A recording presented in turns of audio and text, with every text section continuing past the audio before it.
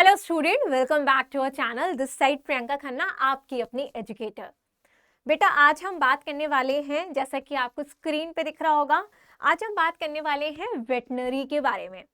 कहने का मतलब है कि वेटनरी में लास्ट ईयर कितनी कट ऑफ गई है, इसके बारे में आज हम बात करने वाले हैं। ठीक है, बिकॉज बहुत से बच्चों का क्वेश्चन था कि मैम इस पर्टिकुलर फील्ड में कितना कट ऑफ गया है लास्ट ईयर, या क्या संभावना है इस बार के लिए।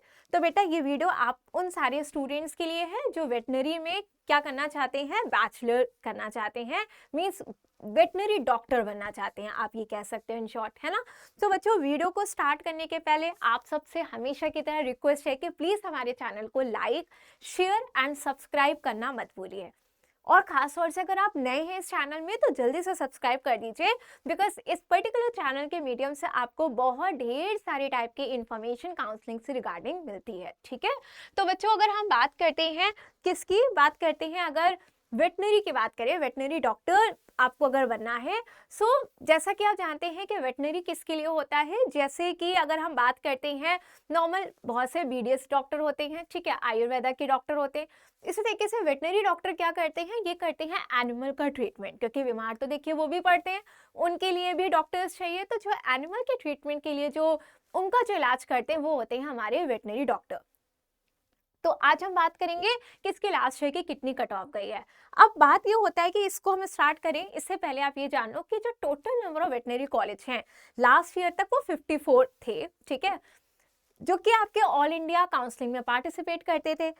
54 जो टोटल कॉलेज थे उनमें से अगर हम बात करें तो 49 आपके गवर्नमेंट कॉलेजेस थे और 5 जो है वो प्राइवेट कॉलेजेस। ठीक है, अब अगर हम बात करते हैं कि फर्स्ट राउंड की, अगर हम उसमें कट ऑफ की बात करें कि पहले राउंड में कितने कट ऑफ जाती होगी, और वो भी कैटेगरी वाइज अगर हम बात करें, तो देखिए आपके सामने स्क्रीन पे है कि अगर हम अनरिजर्व कैटेगरी की बात करते हैं तो 526 मार्क्स पे जो रैंक आई थी वो कितनी थी बच्चों आपकी, दैट इज 63,311। ठीक है, ये गई थी आपकी। अगर इतनी रैंक है 526 मार्क्स पे, तो वो किसको मिला था, general category, that is unreserved category. लेकिन अगर हम बात करते हैं इकोनॉमिकल वीकर सेक्शन की बात करते हैं तो दैट इज 73,500 रैंक आई थी। कितने में, लगभग 513 मार्क्स पे इतनी रैंक आई थी। लेकिन बेटा अगर हम ओबीसी की बात करते हैं तो 506 मार्क्स अगर आएगा आपका, तो वो आया था अगर, तो उसमें रैंक जो गई थी वो 79,000 रैंक गई थी। अब आप इससे एक आइडिया लगा सकते हैं कि अगर इस साल में हमारा इसके लमसम अगर हमारे मार्क्स आए तो आपकी रैंक कितनी पहुंचेगी, जिसको हम डेटा एनालाइज भी करेंगे आगे। ठीक है, अब देखिए अगर हम एससी की बात करते हैं तो 425 मार्क्स पे कितनी रैंक पहुंच गई उसकी, 1,61,000 अप्रॉक्स क्या पहुंच गई, रैंक पहुंच गई। ध्यान से समझिएगा कि जैसे जैसे आपके मार्क्स कम होते जा रहे हैं, रैंक्स क्या होती जा रही है, आप देख रहे हैं बढ़ती जा रही है। ठीक है, 416 एसटी केस में अगर देखिए तो 416 अगर मार्क्स है, मार्क्स कम हुए, रैंक आपकी बढ़ गई बेटा आगे, दैट इज 1,71,000 आपकी क्या हो गई, रैंक हो गई। ठीक है, अब आप ध्यान से देखिए, हमने यहाँ पे फर्स्ट राउंड के कट ऑफ की बात करी, कैटेगरी आपके सामने लिखी गई है और मार्क्स और रैंक भी उसके सामने दिए गए हैं। ठीक है, नेक्स्ट बेटा अगर हम बात करते हैं सेकेंड राउंड की, बिकॉज उसके बाद आपके पास सेकेंड राउंड का भी ऑप्शन होता है। तो जब आप सेकेंड राउंड की बात करते हैं तो अनरिजर्व कैटेगरी में 521 मार्क्स पे आपके 66,000 रैंक थी लास्ट ईयर। ठीक है, अभी देखिए 526, अब आ गया आपका 521।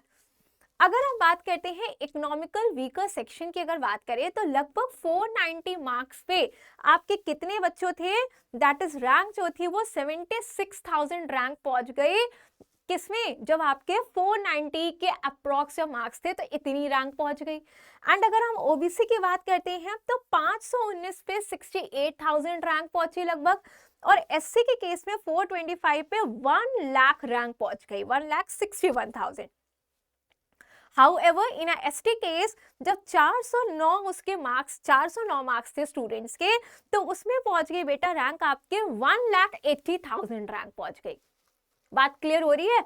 तो अभी देखिए यहाँ पे जनरल कैटेगरी जो आपके अनरिजर्व कैटेगरी थी उसकी 63,000 गई, यहाँ पे 66,000 गई, और उसके बाद अगर हम थर्ड राउंड की बात करते हैं तो ये पहुंच गई बेटा आपकी कितनी, ये रैंक पहुंच गई 1,09,000 पे। ठीक, तो आप डिफरेंस देखते जा रहे हैं, पहले 63 था, सेकंड पे आ गया 66 आ गया, और थर्ड पे आ गया 1,00,000 पे पहुंच गया। ठीक है, मतलब इतनी रैंक वालों को भी एडमिशन मिला, आप ये समझ लीजिए। ठीक, अब इस बार में आप उससे थोड़ा सा और बढ़ा लीजिए तो उतने में पता चल जाएगा कि आपको कॉलेजेस मिल सकते हैं। अब हम मार्क्स की बात करें तो ये मार्क्स पहुंचे आपके 473।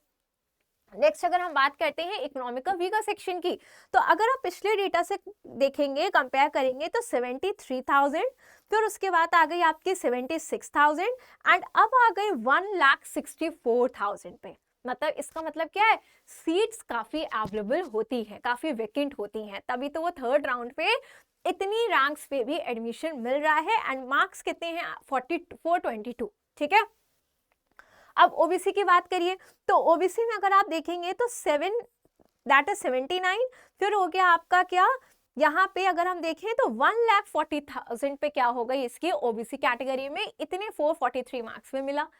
एससी में 1,75,000 पहुंचे और एसटी में 2,02,305 गया। ठीक है, इतनी रैंक मीन्स इतनी रैंक पे अगर आप वेटरनरी डॉक्टर बनना चाहते हैं तो उतनी रैंक्स पे भी, लगभग इतनी रैंक पे आपको एडमिशन मिल सकता है। ठीक है, थर्ड राउंड के आते आते। तो देखिए नीचे हमने एक बात आप लोगों के लिखी है कि after round 1 and round 2 seats still available, मतलब खाली होती हैं। जैसे ये नहीं कि फर्स्ट राउंड सेकंड राउंड के बाद सीट नहीं बची है, इस पर्टिकुलर फील्ड में आपके पास सीट बचती है, आफ्टर सेकेंड राउंड के बाद भी काफी सीटें बचती हैं। ठीक है, फॉर द थर्ड राउंड। फिर अगर हम बात करते हैं, जैसा कि देखिए हमने आपको पीछे डेटा से बताया, यहाँ पे लिख भी दिया कि आफ्टर 66,000, मतलब अगर फर्स्ट एंड सेकेंड राउंड को आप कंपेयर करेंगे ना एक साथ अगर देखेंगे, तो लास्ट सेकेंड राउंड तक में 66,000 तक में आपको सेकेंड राउंड में सीट्स मिली। ठीक है, उसके बाद जनरल के केस में, लेकिन अगर हम मॉप अप राउंड की बात करें तो यही जनरल में कितना पहुंच गया, 1,00,000 पे पहुंच गया। जहां पे आप देख रहे हैं कि 66 से 1,09,000 पे अगर गए तो आपके 43,000 की रैंक का डिफरेंस था, लेकिन स्टिल एडमिशन हुआ। तो इससे आपको क्या आइडिया मिल गया कि बच्चों आपको एडमिशन मिल सकता है अगर हम इसके आसपास की रैंक पे लाई करते हैं। क्लियर?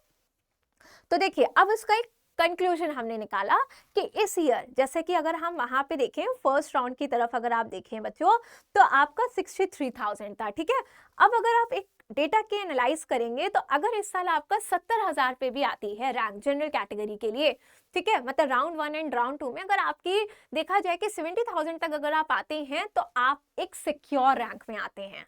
ठीक है, मे बी इस ईयर आपका कट ऑफ और भी ज्यादा बढ़ जाए, लेकिन अगर ओबीसी की बात करें तो 72,000 तक की अगर आपकी रैंक आती है तो आपको एडमिशन मिल सकता है।